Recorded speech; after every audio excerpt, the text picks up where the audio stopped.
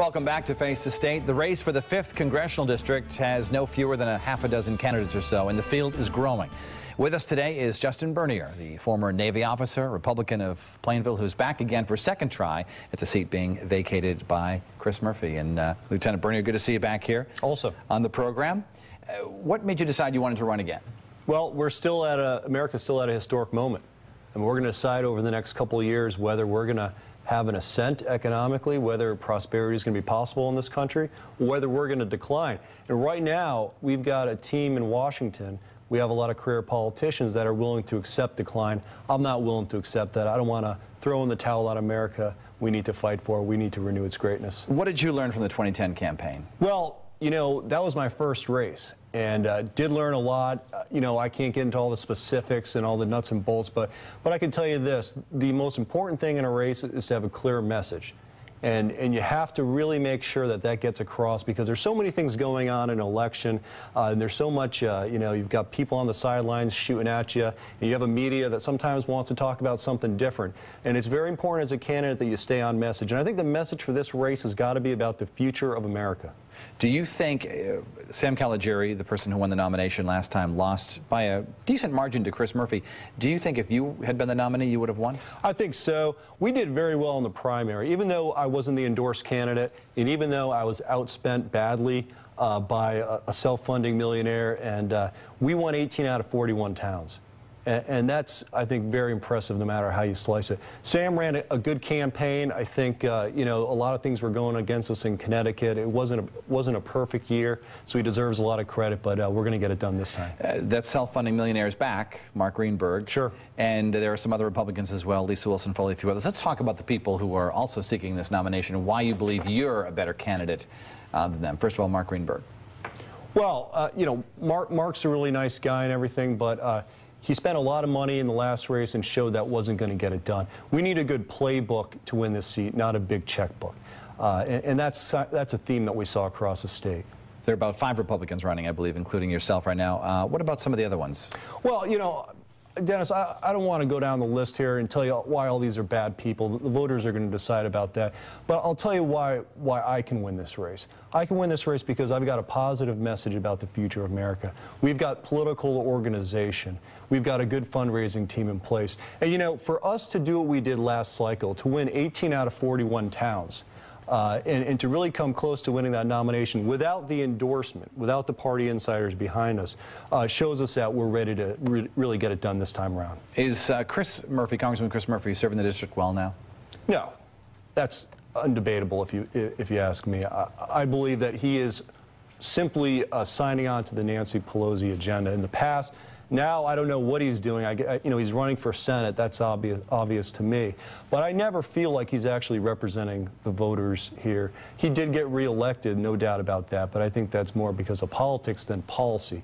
And right now, America is looking for good policy. They want to put that before politics. Do you think he should have stepped down to run for Senate rather than keep the... It's his prerogative. I mean, he can run the race the way he's going to run the race. But I'll say this, you know, I'm focused on winning this race. I'm not going to worry about what's happening in his race with Susan Bysiewicz, and even really what other candidates are doing in this race. Do you think the 5th District is better off or worse off than it was 2 years ago when you ran last time? Well, look at the numbers. You know, it's funny. If you see what the administration is telling us down in Washington and what's actually happening, they're two different things. So I'm an intelligence officer in the Navy, as I pointed out, or as you pointed out, I was. You know, they're telling us down in Washington that there's no inflation. But you go to the grocery store and you go to the gas station, and inflation's through the roof. They tell us that unemployment's down. But on the other hand, you know, we've got, if you count those who've actually given up on finding jobs, it's much higher. So, you know, who are you going to believe, the administration in Washington or your own lying eyes? There's a disconnect there. And I think that gets to the point that the administration really isn't taking seriously the problems that are facing this country today. President Obama, of course, will be on the ballot in 2012. Do you think that that will work against you, or is there a way to walk a delicate line by saying, well, you know? We're not going to walk a delicate line. We're going to be bold, and we're going to talk about why his way is not the right way. And I believe that the 5th District is not going to support Barack Obama this time around. We've got a right-of-center district. and we'll have good turnout because it's a presidential race. But that doesn't mean that we're gonna lose. I believe that we're going to be very competitive in the 5th district. As you know, they're going to be redrawing that district. In fact, all the districts in the state, a little bit Sure. here and there. And you know the district very well. What would you recommend be done? Well, is there a... You know, I guess you could take out all the towns of my competitors. No, but we're not going to change too much. I don't think. I mean, we haven't lost a seat or gained a seat, and that's not what's really important. People in Connecticut. We live in towns very close to one another. We have same issues. We look at these things in very much the same way. And if you stay on that message and you talk about the future of America, and you talk about how we're going to get to prosperity, it's not enough to just bash the Democrats. We're going to have to talk about what we're going to do differently. And if you do that, it doesn't matter really what towns are in the district, you can win. If elected, what's the first thing you're going to do in Congress? Well, the first thing I'm going to do is fight to get taxes down and to get spending down. We've got this problem right now with the national deficit, which is going to sink us if we're not careful. The other thing we have to do is focus on a strong dollar. The Federal Reserve is killing our dollar, and that is going to have a huge effect on middle-class Americans. So the very first thing I would do is sign on to the bill to audit the Federal Reserve down in Washington, so we can find out what's going on behind there and make sure that we don't destroy this dollar. Well, let's talk about some of the Democrats running. What do you think of the people you may face on the ballot next year if you win the nomination? I haven't given them a lot of thought. I can't even name all of them. I do know that some of them are running around trying to raise money outside the state. I don't see any grassroots support in the district for any other Democrats.